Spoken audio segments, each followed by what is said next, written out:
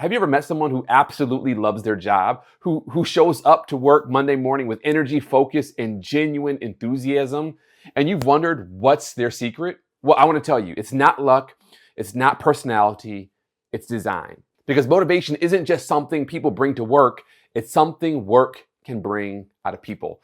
My name is Seth Yolorda, and I work with individuals and organizations, helping them achieve their personal and professional goals.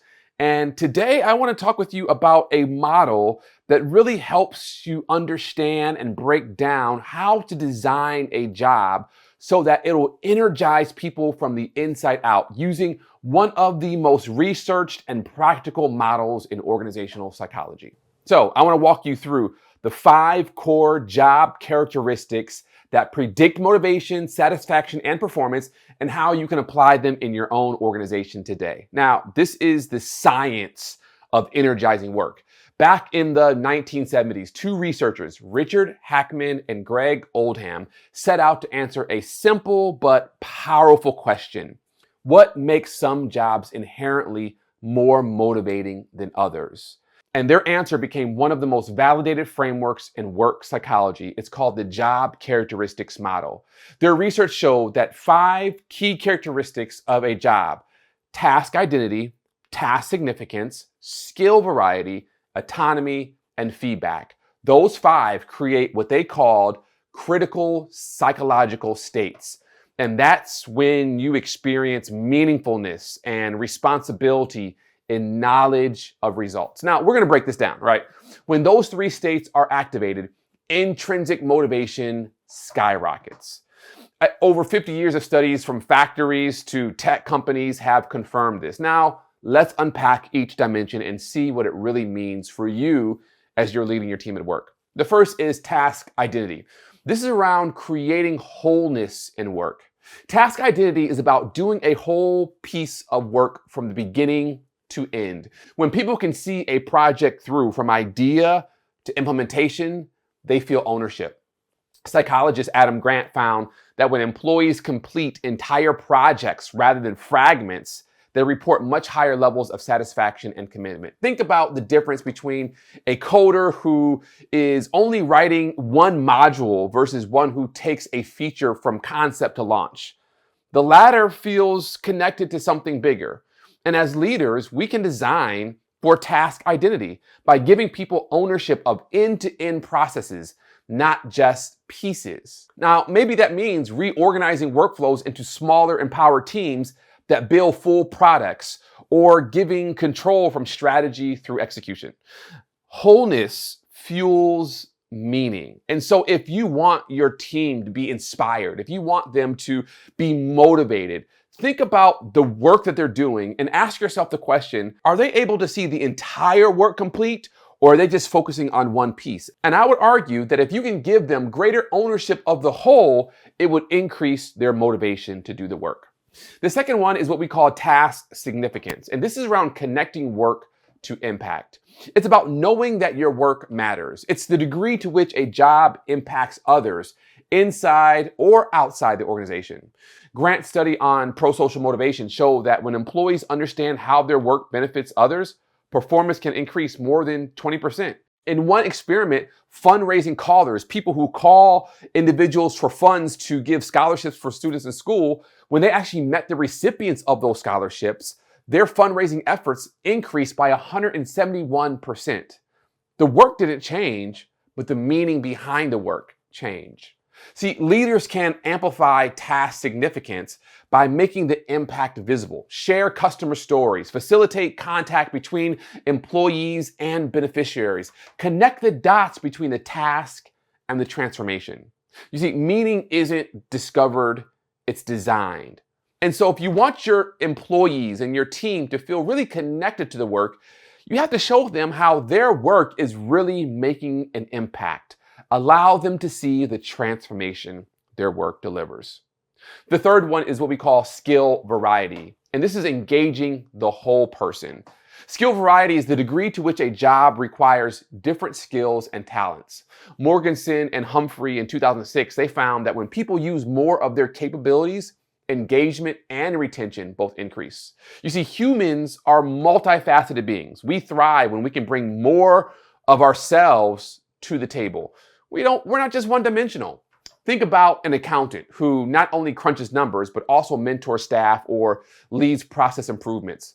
The variety keeps the work stimulating and developmental. You don't have to make every job complex, but you should make it whole. So look for ways to enrich roles with different but related activities that align with a person's strengths and interests. And so it's about variety. If someone is just there crunching numbers, if someone is there just flipping burgers, if someone is there is just a bean counter and they're crunching these things and they're doing these things over there, they may not be fully invested because there's no variety to the work that they're doing. There's no variety to the task. And so think about the roles that you supervise and ask yourself the question, how can I add more task variety so the people who are responsible for these roles, they can bring more of themselves to this work? The fourth one is what we call autonomy, and this is really the power of choice. If there's one dimension that consistently predicts motivation, it's autonomy. Edward Deci and Richard Ryan's self-determination theory, they show that autonomy isn't a luxury, it's actually a psychological necessity. We all need a sense of choice and control and how we approach our work. But autonomy doesn't mean chaos. It means freedom within structure. Google's famous 20% time gave engineers 1 day a week to pursue their own ideas, and that led to products like Gmail and Google News.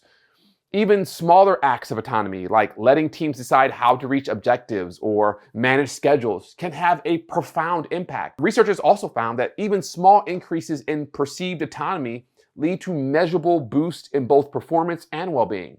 So when people feel trusted, they rise to the level of trust. So ask yourself when you look at your team, how much autonomy do they have to actually do the work in a way that is most natural to them? Now, I'm not talking about fudging policy or doing things that are unethical because that's just what they want to do. No, we're not talking about anything like that. But we're saying you should allow your employees to bring their personality to work. Give them the freedom of autonomy in how they do their work. The last job characteristic is what we call feedback. And this is really closing the loop. Feedback, the information people get about how they're doing. Hackman and Oldham discovered that when employees receive direct, clear, and timely feedback from the work itself, it builds what they called knowledge of results. That knowledge is fuel. It allows people to self-correct and learn and grow. And thanks to technology, feedback is easier to embed than ever in real-time dashboards, customer responses, or peer reviews can all close that feedback loop. Now just remember, annual reviews are good, but they're often too late. Feedback should be continuous, specific, and actionable. If people can't see their progress, they can't sustain their motivation. So bringing all of these together, the secret most leaders miss is that these 5 characteristics, they don't just add up, they multiply. Hackman and Oldham's research showed that if even one is missing, the overall motivation potentially drops dramatically. So, a job high in autonomy but low in significance feels empty. One high in skill variety but lacking feedback leads to burnout. The goal is balance. Design roles that are moderately strong in all 5. That's where the magic happens. So, how do you apply this? Well, start assessing your current jobs by using this job diagnostic survey. Identify where the biggest gaps are. Often they're in autonomy or task identity, and then redesign around those dimensions. For example, give employees ownership of full projects. Increase contact with the people they serve. Build in variety that matches strengths. Offer flexibility in how work gets done. Provide constant, meaningful feedback. And remember, not everyone wants the same level of challenge. Some people crave complexity, others prefer structure. That's okay. Tailor accordingly. Now, this job characteristics model isn't just a management theory, it's a blueprint for human motivation. In a world where engagement hovers around 30%, leaders who design jobs that energize will have a strategic advantage because when work is designed well, people don't just show up, they light up. And that's how extraordinary teams are built. One well-designed role at a time. So give it a try, and I would love for you to comment below to let me know how it's going. If you need any help in thinking about your role or thinking about your jobs, always feel free to reach out. You can DM me or you can visit us at visionclarityconsulting.com. Thanks so much. Peace.